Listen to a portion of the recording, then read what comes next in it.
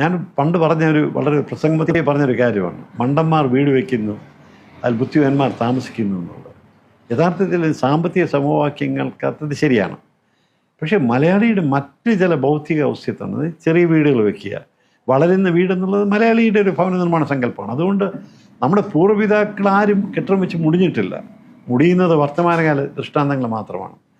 നമുക്ക് മലയാളി രീതിയുണ്ട്, നമുക്ക് സംസ്കാരത്തിനോട് അനുരൂപമായിട്ടുള്ള ഒരു നിർമ്മിതിയുടെ ഒരു പാർപ്പിട സംസ്കാരമുണ്ട്. അതിൽ നിന്നൊക്കെ വ്യതിചലിച്ചാണ് നമ്മുടെ ആധുനിക കാലത്തെ ദുരന്തങ്ങൾക്കൊക്കെ നമുക്ക് വഴിയാവുന്നത്. ഞാൻ പറയുന്നത്, ലോൺ എടുക്കാം, പക്ഷേ ലോൺ തരുന്നവൻ നമ്മുടെ രക്തവും മാംസവും കൂടി ഊറ്റിയിട്ടിട്ട്, പലിശ എന്ന് പറഞ്ഞതാണ്. ഷൈലോക്കിൻ്റെ ഒരു മാംസ വ്യാപാരിയുടെ കഥ നമുക്കറിയാം. ഇവരെല്ലാം ഷൈലോക്കുകളാണ്. ആരും പലിശയില്ലാതെ പൈസ തരുന്നില്ല. പലിശ തരാൻ നമുക്ക് ഇഷ്ടം പോലെ കാശ് തരും. ഇഷ്ടം പോലെ കാശ് തരുമ്പോഴത്തേക്ക് ബാധ്യതകൾ കൂടിക്കൊണ്ടിരിക്കുകയാണ്.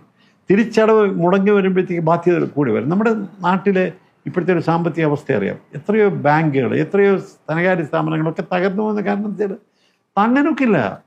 നമുക്കൊരു മനുഷ്യൻ്റെ സ്വപ്നമല്ലേ, തിരിച്ചു കൊടുക്കാതെ ആകുമ്പോഴത്തേക്ക് മനുഷ്യ അഭിമാനം നഷ്ടപ്പെട്ടു പോകും.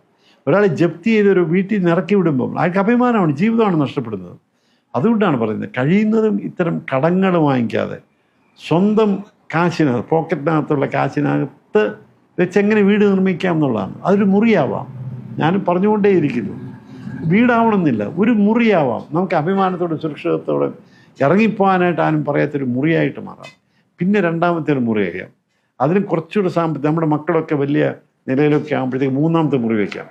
അങ്ങനെ വളരുന്ന വീട് എന്നൊരു സങ്കല്പമാണ് ആധുനിക നമ്മുടെ സമൂഹത്തിന്, പ്രത്യേകിച്ച് ദാരിദ്ര്യം നിൽക്കുന്ന ഒരു സമൂഹത്തിന്, കഷ്ടപ്പാടുകൾ നിൽക്കുന്ന ഒരു സമൂഹത്തിന്, സാമ്പത്തിക സ്രോതസ്സുകൾക്ക് വലിയ രീതിയിൽ പരിമിതികളുള്ള ഒരു സമയത്ത് തീർച്ചയായിട്ടും ഇത്തരം നിർമ്മാണ രീതികളാണ് അഭികാമ്യം എന്ന് ഞാൻ കരുതുന്നു.